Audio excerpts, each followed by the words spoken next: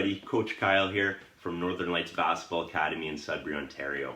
Over the next coming weeks and months, Coach Alan and I are going to be dropping about 5 to 10 videos designed to help players and coaches, new coaches, kind of get on their feet, get their season started off in a really good manner. So I'm going to be talking about things that players can be doing kind of on their own within their own system to be the best teammate, to make sure they're developing the best. And Coach Alan is going to be talking about things from a coaching perspective of planning a season, making sure we've got documentation in place for concussions when you travel, tips like that. Also planning for those ups and downs, the peaks and valleys in every season. Where are we putting our tournaments in? How do we go about registering for tournaments? So really helpful information for everybody in these videos. And the first video we're going to be talking about today is purposeful training. So terms that it's getting thrown around quite a bit. We've always used it, and this goes back to even when I was a high school player up at Timmins High. We had some amazing coaches, and we had the opportunity to work with some sports psychologists, one in particular, and he talked about perfect practice. And we want to, again, strive for perfection. No one's perfect, but on the way to perfection, we often do find greatness. So we want to practice with purpose, and we're going to talk about that in a bit. We're also going to talk about internal training versus external training. We're going to talk about visualization. So how do we visualize? Why do we visualize? When do we visualize? And how to visualize to actually develop skills and focus. And then finally, we're going to talk to you about being self-analytical versus self-critical. And then finally, how do you know you're getting better? So some really good topics. So please stay tuned, a couple minutes of your time, and you are going to be a better person, better athlete for this. All right, enjoy. So when we talk about purposeful training, really what we're doing is we're going purposeful training versus going through the motions is the other type of really training, where we're just going up. Coach says we need to make 20 shots, and we just quickly get through trying to make 20 shots, not really using each rep to get better, okay? So when we're doing purposeful practice or purposeful reps versus going through the motion, each one of those shots I use as a chance to get better. So every rep is its own unique rep. So whether I made or missed the last one, it doesn't matter. I'm doing a full reset, and this is the only rep that matters. And this is actually a really good training style for playing present, right? Being in the moment. And that's actually going to be the next video. We talk about performance anxiety and playing free. So we're going to be using every rep to its maximum. I'm going to reflect on each rep quickly. So if it's a jump shot, how did it feel? How was the balance, the release, the rhythm, all of that, the arc, spin, right? And then I'm going to quickly move forward, whether it was a good rep or a bad rep. It's an old rep, I'm focusing on this new one. And that's a really important mentality to have. So focus on each rep. It's a chance to get better. Don't be frustrated with a miss. And I'll come back to that later with being self-analytical versus critical. And we need to first understand that we get good, then we get fast, then we get good and fast. But it's purposeful. And we're really trying to connect the mind to the body as we do these reps. How does this rep feel? Okay, how did it look? All right. So as well as purposeful training versus going through the motions, we also have internal training versus external training. And external training, again, we can use the goal of coach says go make 20 jump shots. And that's your goal, the making of 20 jump shots. And that's an external motivation or goal or focus that's been placed on you by someone else. And there's good to that as well. But when we're working for individual skill development, we actually want to have an internal focus for developing training. So this would be, yes, you need to make 20 shots, but you need to make 20 good shots. They need to feel like good jump shots. They need to look like good jump shots. Proper mechanics, high release, nice finish, okay? So that is the difference alone right there. And if you have that mentality coming into your training, where you're focusing on how does this move feel? Like, is it effective? Not just, can I do it? And I think you're gonna see massive development just from that mind shift of having an internal focus of why we're training. It's for you. and you need to connect the mind to the body. Again, that's a big take home here with us, versus someone just saying, go run there and back in 20 seconds. We need to do that with purpose. We need to do it with form and technique, always striving to get better. Maybe that's your takeoff or your deceleration, but it's an internal focus for that training, and you're going to see leaps and bounds you're going to be taking off. How do we achieve an internal mindset when we talk about training? Well, big thing, again, as I've said many times, and I'm going to continue to say throughout these videos, is connecting the mind to the body. And how do these moves feel? We're talking about the mechanics, the rhythm, the timing, little tiny inches and angles that make these moves effective. We need to connect to those. And I find the best way to do that is through visualization. And we're going to be talking about that very shortly. So with the visualization, we want to first, we want to see somebody doing that skill really well. So maybe it's just Googling and YouTubing the step back that you want to learn, or the new crossover, or the Euro, okay? So get someone that can do that well, whether that's a trainer, a friend, an NBA player, whatever you have. Then you want to actually see yourself doing this same skill, and then moving forward, you want to feel yourself doing that same skill. And then each time you do these reps, these purposeful reps, that's the feeling and the look that you're striving for, where you've ingrained that perfect rep by watching the professional do that. So to sum this up, we want to look at an internal framework and mindset for our training, maximize it on us. How does the training feel? What is our exact focus or purpose for this drill? And always connect to the body throughout that. So visualizing in our mind's eye of what it should look like and feel like, and it will give you that framework to always compare each rep to. Was it accurate or was it not? All right, yes it was, perfect, let's do another one. No, it wasn't a good rep. Well, why was it not? Let's quickly analyze, we'll come back to that later, and then move forward, and you're into your next rep either way. And it's a fun way of training. You can quickly get through reps purposefully, and I think you'll see, again, you're going to see more success with this type of training. So before we talk about when and how to visualize, let's talk about why we want to visualize. And there's some amazing scientific studies that have been done, particularly with piano players, that they've had people play the piano on an actual piano, and they've had people play the piano in their mind's eye, the same pieces of music. And when they go into imaging, MRI and other imaging, the parts of the brain that light up are absolutely similar. And what this is indicating is that whether you're actually going through the motions on the court, learning new dribble moves, or working on your rhythm for your shot, or you're just doing it in your mind's eye, and you're visualizing purposefully, and we'll talk about that briefly in a bit, the body and the brain has a hard time differentiating. So you're going to get some serious benefit from that, and it's really, really convenient. That's another benefit, is you don't need a court, you don't need a ball. It's just you and some free time, and you're just kind of practicing in your head, purposeful visualization. And you're going to see some really good calming effects to that when you get into game time. You're going to feel like the game is going to slow down for you. You're going to recognize and anticipate things that are happening around you a little bit quicker. You're going to play a little bit freer, and I think your confidence and your makes, your percentages are going to go up. I have no doubt in that. I've seen that with numerous athletes for many, many years. And again, it works with the professionals and across many different spectrums in all sports. Most recently, we've had She the North, an amazing tennis player, right? And she speaks to her being present and visualization and mindful techniques. And I think we can see the success that she's enjoyed. So definitely reasons why we want to be visualizing. Performance anxiety, it's going to bring it down. It's going to make us freer. It's going to allow us to flow more and play in the zone. We're going to be more confident with our skill set. Our skill set's going to be slightly more dialed in or tweaked because we've been visualizing it. The body doesn't necessarily really tell the difference.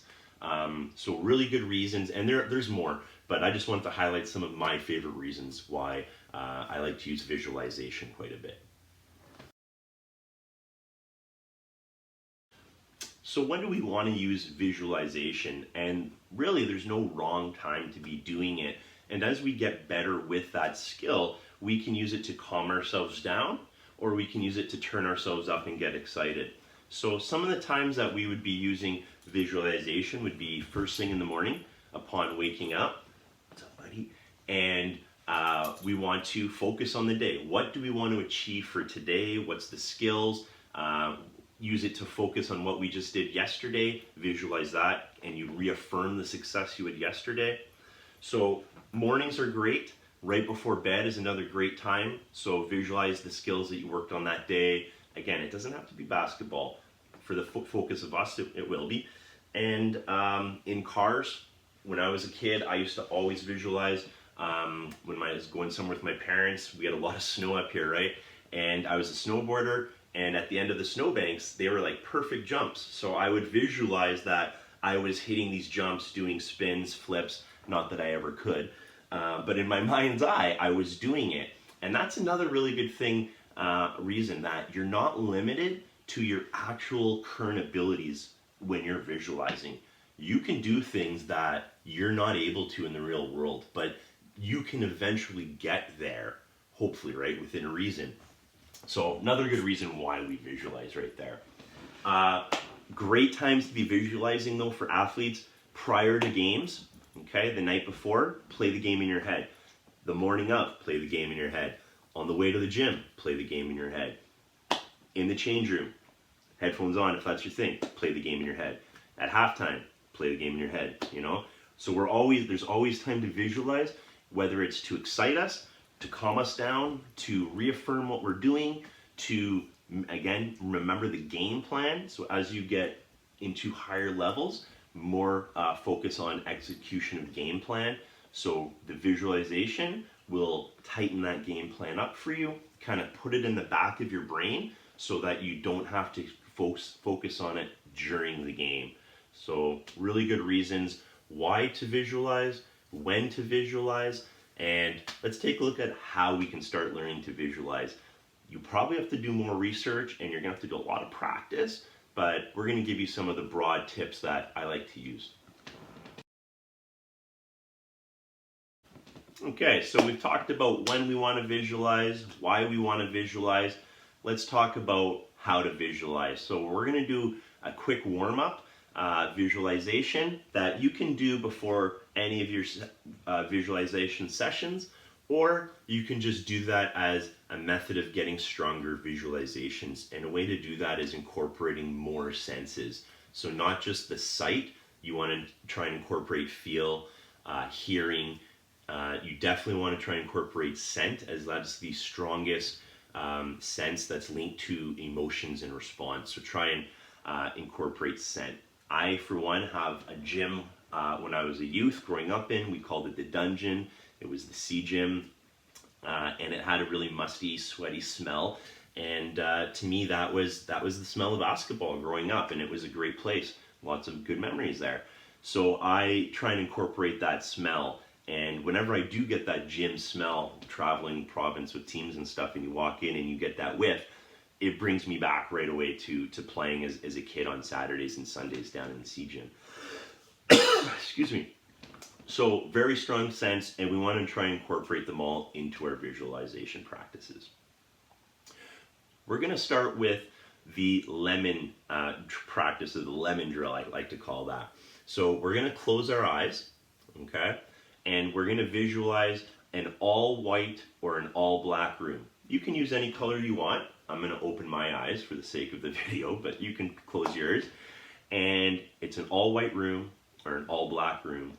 And in that room, I see a wood stool, just simple wood stool with 4 legs. And you can add details to this as you go. And that's the point, is adding details, making it more realistic. On that stool, there's the brightest, most yellow lemon, shiny lemon that you've ever seen. And it's just sitting there. So now I want you to picture yourself. You're actually in this room now with the lemon. You're going to pick that lemon up, and I want you to feel that lemon, how waxy it is. And it is so bright. And you can start to smell that lemon smell now as you're picking it up. Okay? Feel how waxy it is. Feel how ripe that is. Give it a squeeze. I wonder what it would taste like to bite into that lemon. It is so yellow and so bright and so waxy. I'm going to give it a bite. Now, I want you to visualize lifting that lemon to your mouth, and you're feeling this, and I want you to bite into that lemon. And what happens? Do you feel anything in your mouth? All right, and that's the goal. Eventually, if you didn't right away, you want to feel your mouth pucker. You want to feel your mouth salivate with biting into that lemon.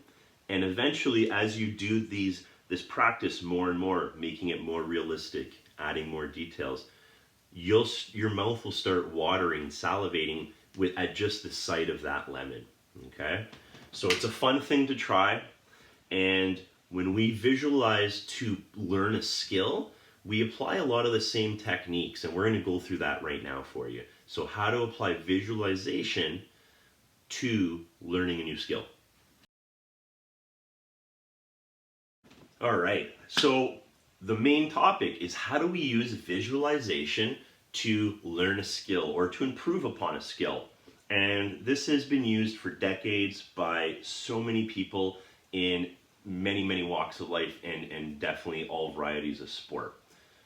So the first thing we want to do is connect the mind to the body, and you can be doing this anywhere, again, in the car, on the bench, hopefully not during the game really, but and again, anywhere that you feel comfortable. So you're going to close your eyes. You can either do the lemon warm-up, or you can get right into it if you feel confident. So you want to see yourself in your gymnasium, your favorite gymnasium, the one that you can really add detail to and make these visualizations and reps feel real. Or perhaps you know that you're playing in a certain gymnasium the next night. Well, you would want to practice in that gymnasium. So that would be your setting. You want to then bring in scents and smells if you can, the feel, okay? We're not going to get into feeling the ball and ourselves going through the reps just yet. We want to build up to that. So the first step is, we've got our eyes are closed. We're in our gymnasium of choice. We've made it very real. Okay, we've added detail, and I want you to see somebody, not you, but maybe it's LeBron, maybe it's Curry, it's whoever you want it to be. Okay, your older brother or sister. And someone that can execute that skill well, and maybe it's even a teammate of yours. But I want you to see that person executing that skill perfectly as they do, just by themselves out on the court, whatever that skill is. And after you've seen them do maybe 20 perfect reps, and they're making their shots, and the body angles look good, and control is excellent, I want you to now see yourself. So you're standing back, watching yourself execute those same skills in that same perfect manner, or purposeful manner, okay? And again, after you see yourself make about 20 of these perfect reps, I then want you to enter that body. I want you to feel yourself executing these reps. Feel the grain of the ball in your hand. Feel your body and shoulders turning out as you do a pull dribble or a drag dribble out. Okay, incorporate all of the senses, all of the feels. Okay, incorporate contact if you're able to do that, if that's part of the skill that you're learning. And you're feeling yourself be super successful. You're seeing yourself be super successful, and that brain can't tell the difference whether you're on the court or in your own head, which you are. But you're going to see real benefit from that the next day, and it's not going to be massive gains every day. But what it is going to be, it's going to be a little gain every single time you do that. And if you do that long enough, you're going to see some really, really serious growth in that skill and in other areas as well. So a big part of training, and I see this all the time, and it's a big focus, and I think every coach has actually dealt with this. And as myself, I definitely went through this, and I wanted to learn things the first time I did it. I wanted it to be perfect. Whether it was me skateboarding, trying to learn a kickflip, I thought I could do a kickflip the first time I did it. Why couldn't I, right? I didn't know that it took You had to learn how to ollie first. You had to have foot mechanics. You had to have a good core. You had to have balance. You had to know what to do with your back foot. There's lots of these little mini skills within this one skill that I thought was so simple. And I would get frustrated. And same with that as a kid growing up. I remember, kicking my ball because I was so self-critical. Why can't I make 10 shots in a row? Well, can you do 5 shots in a row first, right? So I had to learn and grow, and a lot of people definitely helped me with that. And it's a shift from being self-critical to self-analytical. When we're self-critical, we get down on ourselves, we criticize, we think we're not good. All that doubt that we hear from other people, all the stuff we see in social media of other people being successful, it all is allowed to creep in, and it reaffirms that no, you're not going to be good. You can't do this. And that just locks us up, and we're not going to be able to develop that skill. We're not going to be able to move forward. So we need to understand that it's a big picture when we're learning, and learning, it takes time, okay? And I keep using that first you get good, then you get fast, then you get good and fast. And it's a process, as they say, right? So when we do each rep purposefully, there's that brief moment at the end where we are analytical. It means we're analyzing the rep. We're not criticizing it. We're just going to take a quick look at it. Okay, perfect. That was a good rep. Went in, everything felt good, looked good. Awesome. Yes, next rep. Move on. So really quick analysis. If it was an unsuccessful rep, or it didn't quite feel right, or was slow, or didn't look right, that's where you take a little bit of a longer look. Again, it's just a brief one. Okay, what can I do better? All right, foot needs to be in more. Hips need to be lower. Chin needs to be up. Hold follow through higher for longer. All right, and then you do that the next rep, and you can continue to get better from rep to rep. You'll actually see this growth, okay? So we want to be self-analytical, analyze what we're doing, learn from it, and then just leave it. We're gone. We're into the next one. Versus being self-critical, that bogs us down, ties us up, and we're not able to actually learn from rep to rep. We actually will decrease with our development versus increasing, which is what we actually want to be doing. And finally, when we're doing purposeful training, we need to know, are we getting better?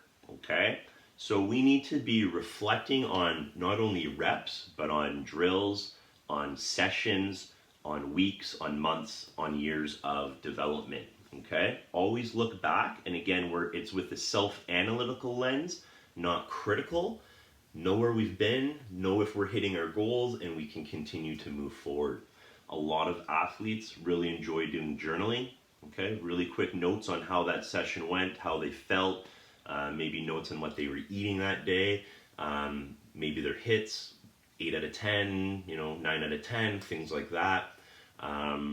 Maybe documenting injuries so that they know what maybe led to one, try not to do it again, okay? Video analysis, now that everyone has a video camera in their pocket, video does not lie. Either your hips were there and low, or they weren't.